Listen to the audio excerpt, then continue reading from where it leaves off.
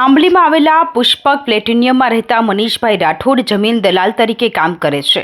ગત મે 2023માં તેમણે Bhargav Baldev Desai સંગેની bungalows satellite પાસેથી અલગ અલગ સમયે કુલ 60 લાખ રૂપિયા 30% વ્યાજે લીધા હતા.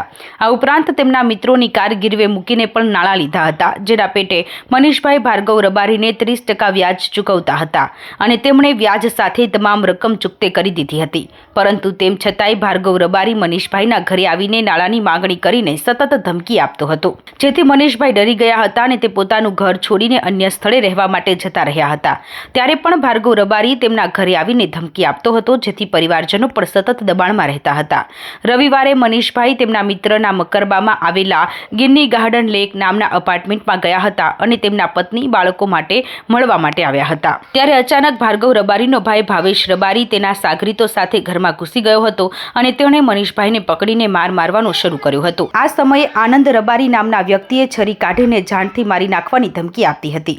આ સમયે પોલીસ કંટ્રોલ રૂમમાં જાણ કરતા તમામ લોકો ત્યાંથી ફરાર થઈ ગયા હતા. આ અંગે સરખેજ પોલીસે ગુનો નોંધીને તપાસ શરૂ કરી છે.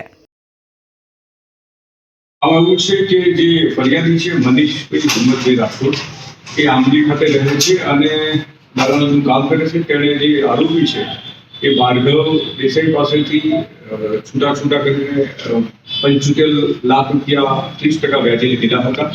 ફરિયાદીના કહેવા પ્રમાણે એણે સમયસર વ્યાજ આપ્યું અને પૈસા પણ પરત કરે. તેમ છતાં આ લોકો ઉઘરાણી કરે છે, વધુ પૈસા માંગતા હતા. એટલે છેલ્લા 8 માસથી પોતાનું ઘર છોડી અને બીજાના ઘરે રહે છે, વર્તણૂક કરે છે. અને ગઈકાલ રાત્રે પોતાના મિત્ર છે વિરેન્દ્રસિંહ વાઘેલા, જેનો મકરવા ફ્લેટ છે, એના ઘરે પત્ની બાળકોને મળવા માટે આવેલો હતો. એ દરમિયાન રાત્રે 12:15 વાગે જે આરોપીઓ છે એ ભાર્ગવ દેસાઈ, ભાવેશ દેસાઈ અને બીજા સાથે વિપુલ, યશ, અક્ષય અને આનંદ, આ બધા એના ઘરે આવેલા અને દરવાજો તોડી ઘૂસેલા અને જે એના મિત્રો ફોન કરવા ગયા તો એનો ફોન તોડી નાખેલો. અને એ સમય દરમિયાન પોલીસે ફોન કરતા પોલીસ આવી ગયેલી. સ્થળ ઉપરથી અમે 5 આરોપીઓને પકડી લીધા છે અને 5ની અટક કરવામાં આવેલી છે. 2 આરોપી ભાર્ગવ અને અનુજ એ બંને પકડવામાં આવ્યા છે. સાહેબ, આમાં મુખ્ય આરોપીનો શું વ્યવસાય છે અને ભૂતકાળમાં એમની વિરુદ્ધ કોઈ વ્યાજ ગુનાઓ નોંધાયા છે?